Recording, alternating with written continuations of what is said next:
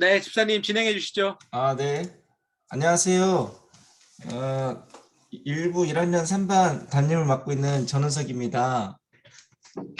오늘 제가 여러분들에게 제 삶을 공유하는 그런 목적이 이끄는 기도의 시간을 허락해 주심에 감사합니다.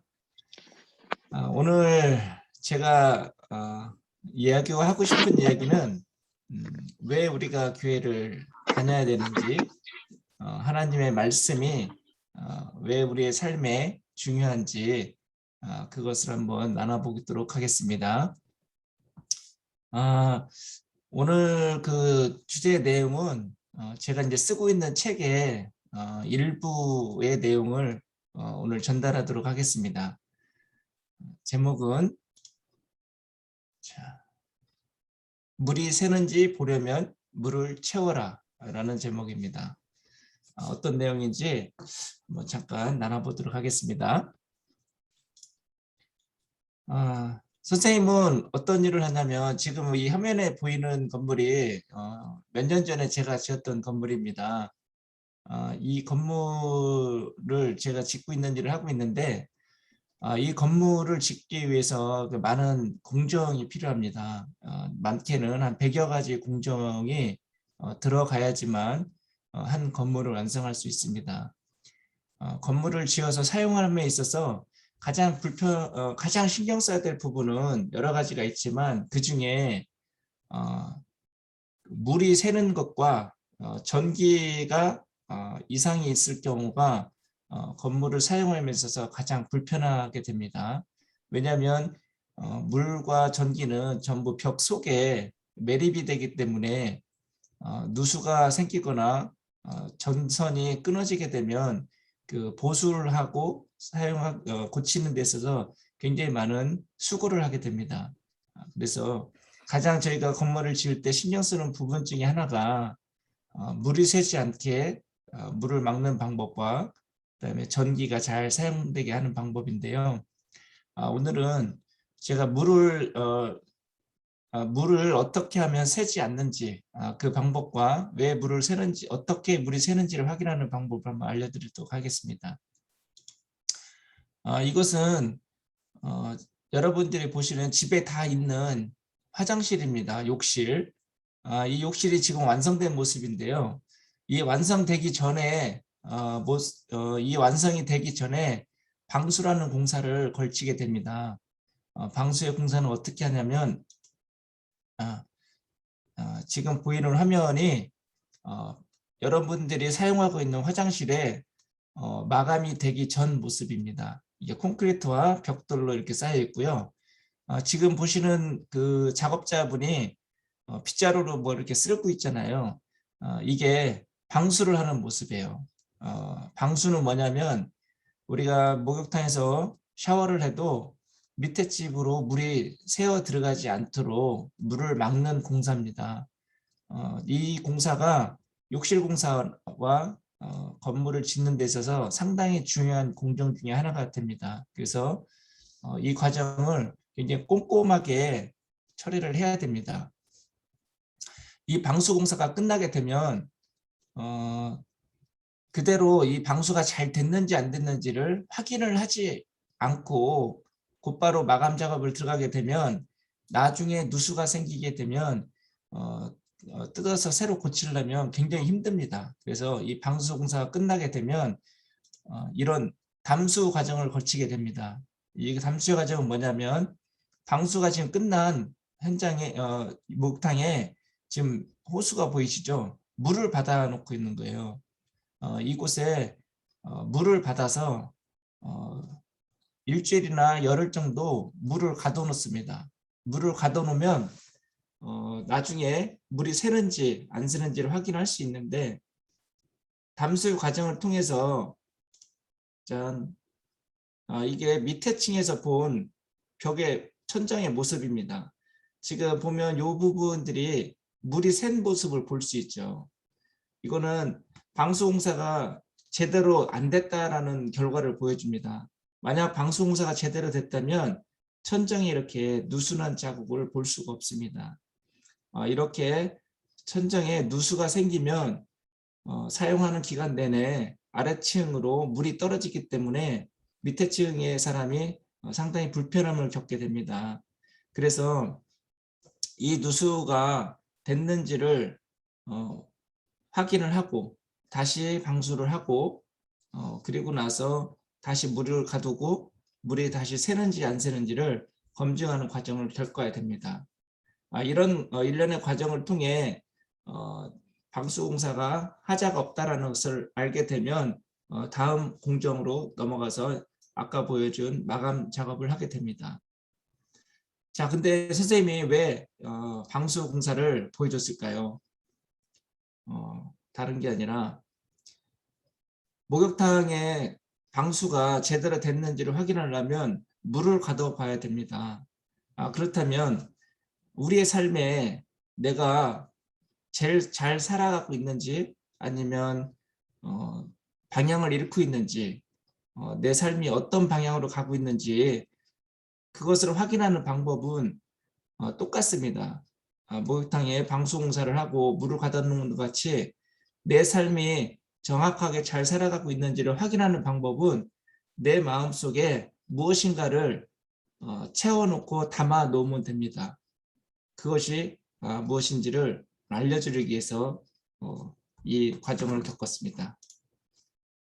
자, 어떻게 하면 내 삶이 잘 가고 있는지, 잘 살고 있는지, 또는 내 삶의 하자가 나지 않는지를 알 수 있을까요? 자, 어떻게 인생의 하자를 어떻게 발견할 수 있을까? 말씀입니다. 우리가 세상 살아가는 과정 속에 여러 가지를 내 마음속에 채워넣게 됩니다. 어떤 사람은 사랑으로 채우기도 하고 미움으로 채우기도 하고 분노로 채우기도 하고 또 여러 가지 채우지만 내 삶을 잘 살아가고 있는지를 가장 근본적으로 바라볼 수 있는 건 하나님의 말씀이 내 삶에 채워졌을 때입니다. 하나님의 말씀으로 나를 바라보고 세상을 바라보는 것이 성경적 세계관이라는데 마찬가지로 내 마음속에 우리가 교회를 다니면서 하나님의 말씀을 꾸준히 듣고 묵상을 하고 큐티를 하는 것 모든 것들이 내 마음속에 하나님의 말씀을 채우기 위함입니다. 하나님의 말씀이 채워졌을 때 내 삶이 어떻게 변화가 되고 어디로 가고 있는지를 알 수 있는 것을 선생님의 경험을 통해서 말씀을 드리도록 하겠습니다. 어느 날 선생님이 성경을 읽고 말씀을 묵상하던 중에 있었습니다. 요한복음 13장 34절의 말씀인데요. 서로 사랑하라. 내가 너희를 사랑한 것과 같이 너희도 서로 사랑하라. 이 말씀을 듣고 묵상을 하고 있을 때 마음속에서 화가 났습니다. 왜냐하면 제 주변에 제가 같이 일하던 분 중에 한 분이 굉장히 미운 사람이 있었어요. 어떻게 미웠냐면 굉장히 많은 그 실수나 제 마음에 들지 않는 행동들을 많이 해서 그 사람이 되게 마음속에 미움으로 다가오고 있었어요. 그런데 이 말씀을 읽고 묵상을 하던 중에 이런 생각이 들었어요. 하나님께 반문이 됐어요. 하나님, 서로 사랑하라는데 어떻게 저 사람을 제가 사랑할 수 있습니까? 이런 질문을 했어요. 그럴 때 마음속에서 한 가지 저에게 다시 질문이 왔습니다. 어떻게 미운데 사랑할 수 없니? 라는 질문이요. 그래서 기도 중에 제가 하나님께 말을 했습니다. 일렀어요. 하나님, 뭐를 줬다가 다시 뺏어갑니다. 줬으면 그냥 그거를 주면 되는데 다시 주면 그걸 또 자기가 필요하다고 또 갖고 가. 또 어느 날 제가 작업을 시키면 그 시키는 대로 하지 않아서 또 다시 반복을 해서 일을 해야 되고 그러면 시간 낭비가 되고 돈 낭비도 많이 됩니다. 또 엉뚱하게 일을 저질러 놓고 하지 말라는 것만 계속해서 제 신경을 많이 건드려 놓고 화를 많이 냅니다. 이런데 그 사람을 제가 어떻게 사랑할 수 있습니까? 라는 질문을 했어요. 그런데 순간 그 말을 하고 나니까 제 마음속에 어떤 생각이 들었냐면, 내가 저 사람을 바라보는 건 한 사람의 인격을 바라보는 것이 아니라, 한 사람의 영혼을 바라보고 있는 것이 아니라 모든 것을 이익관계로 바라보고 있다는 생각이 들었습니다. 나에게 줬다 뺏는 것은 나에게 들어왔던 이익이 다시 나가니까 화가 났었고요. 제가 시키는 대로 하지 않아서 시간을 자꾸 잃어버리게 만들었고, 다른 과정을 자꾸 번복하게 만들었습니다. 또한 제가 하는 일은 한번 실수를 하면 항상 경제적으로 손실을 보게 됩니다. 그 손실을 자꾸 보게 되니 돈이 자꾸 사라지게 됐습니다. 순간 저는 깜짝 놀랐습니다. 내가 한 사람을 사랑하고 한 사람을 바라보는 것이 아니라 나에게 이익이 되고 나에게 득을 주는 사람은 좋은 사람이었구나라는 생각, 그리고 나에게 손실을 끼치고 내가 싫어하는 것을 하는 사람은 싫어하는 사람이다라는 생각을 갖게 됐습니다. 이 말씀 하나를 통해 제가 그 사람을 바라본 것이, 나는 사람을 돈으로 바라보고 있었구나. 내가 바라보는 사람은 이익을 주는 사람이 가장 기쁜 사람이었구나라는 생각이 들었습니다. 순간 제가 살아가고 있는 것이 뭔가 잘못됐다는 생각이 들었습니다. 언제서부터 왜 제가 그런 생각을 하게 됐는지를 알 수 없었지만, 제가 지금 사람을 바라보는 마음이 그렇다는 것이 하나님의 말씀을 통해 제 삶을 바라보니 잘못된 길을 가고 있었다는 생각이 들었습니다. 그래서 그 자리에서 하나님께 회개를 했어요. 하나님, 제가 사람을 바라보는 것이 한 사람의 영혼을 사랑하고 그 사람의 영혼을 품고 있는 것이 아니라 저에게 이익 있는 사람만 좋아하는 것 같았습니다. 하나님, 저희 죄를 용서해 달라는 기도를 하고 조금 실수를 하고 잘못을 저질렀은 그 사람을 용서하기로 마음먹었습니다. 그런데 그 사람을 용서하고 나니까 제 마음속에 또 다른 생각이 들어왔어요. 제가 그 사람을 용서했지만 정작 용서를 받아야 될 사람은 저였습니다. 왜냐하면 그 사람은 내가 어떻게 살아가는지, 내 인생이 잘못된 길을 걸어가고 있는지를 바라볼 수 있게 하는 그런 거울이었습니다. 그 사람을 통해서 제가 화내고 분노하지 않았다면 제가 어떤 삶을 살아가고 있는지를 알 수 없었습니다. 제가 계속 실수를 하고 하니까 저도 그 사람을 대할 때 매우 공격적이고 신경이 날카롭고 화를 내면서 그 사람을 대하고 있으니까 그 사람 또한 저를 바라볼 때 주눅이 들고 위축이 되고 관계가 좋아지지 않았었습니다.